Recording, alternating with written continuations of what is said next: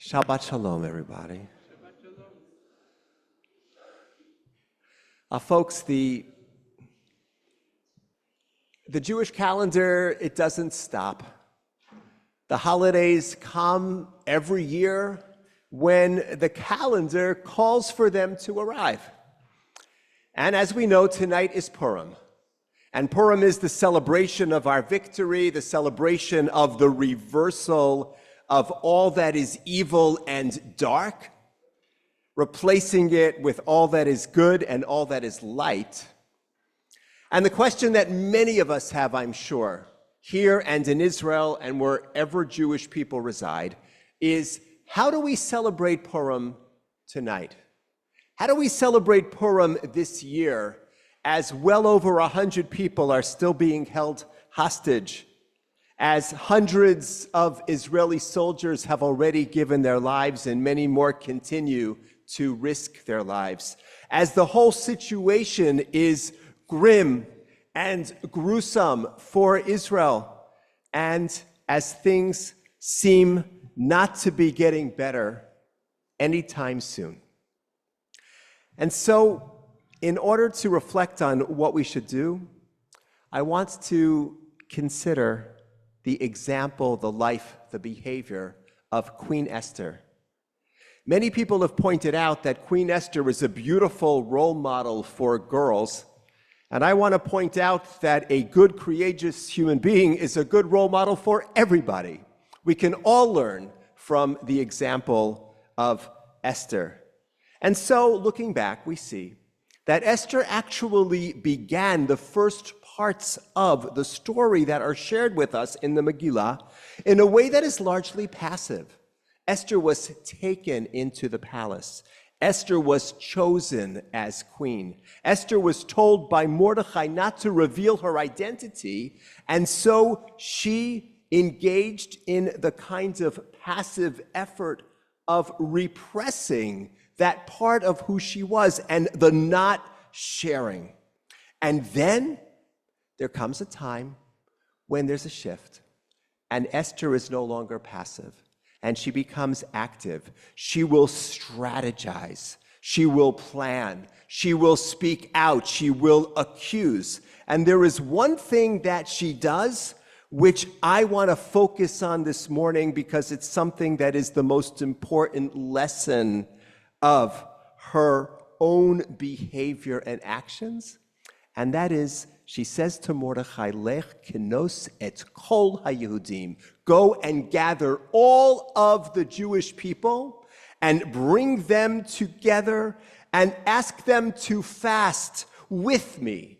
Ask them to pray for me as I am about to enter into the inner sanctum of the king, which carries grave risks with it.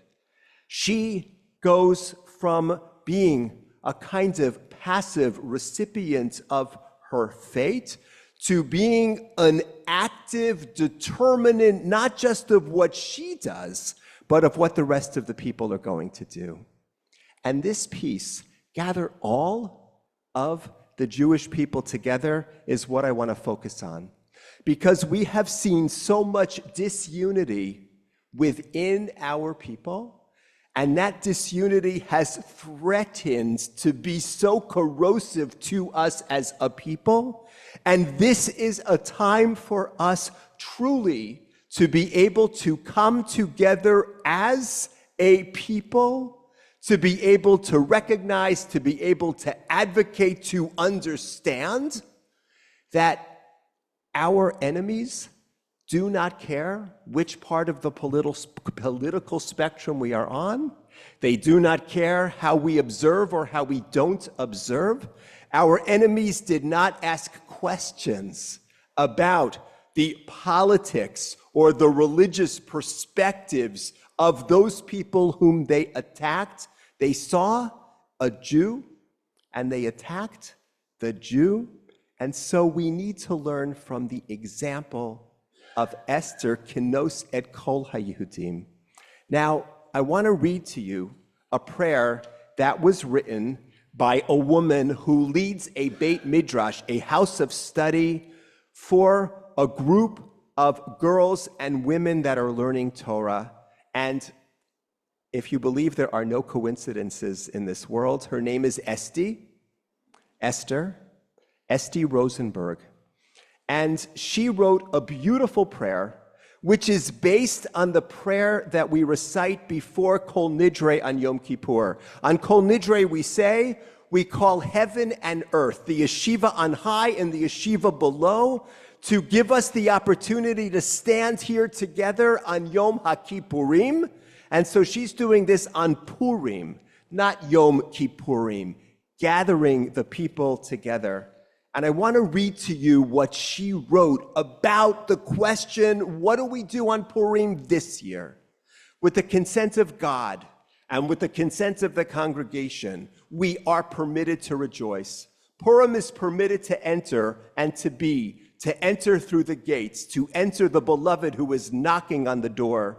And all the wounded and the captives and the kidnapped and the fallen and the injured and the soldiers from last Purim until this Purim, they stand before me and I ask them to grant me permission with loving kindness, with mercy, permission and obligation.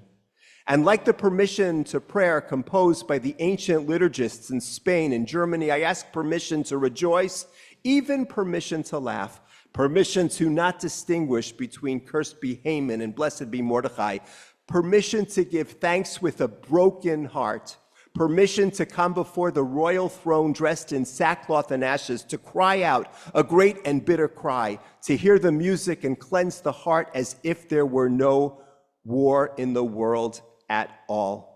Permission from the displaced of Kiryat Shmona and the survival of Kibbutz Be'eri and Kibbutz Nir Oz, from the residents near Gaza, from those under bombs in the north. Permission from the tired soldiers, from the fighters of Khan Yunis and Rafah, from the female soldiers of the intelligence unit. Permission to give strength and to be strengthened, to pray for miracles and wonders in these days at this time. Permission to simply be together in joy. Permission to gather and dance, even if you don't join me, and even if the song and the laughter don't always fit.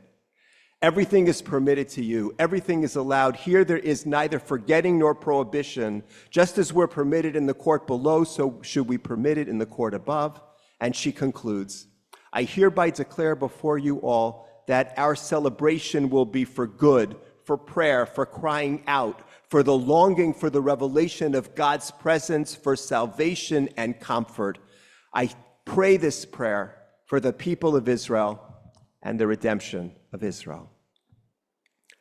Now, I want us to think about these words. She is not saying that we should celebrate Purim like we always do.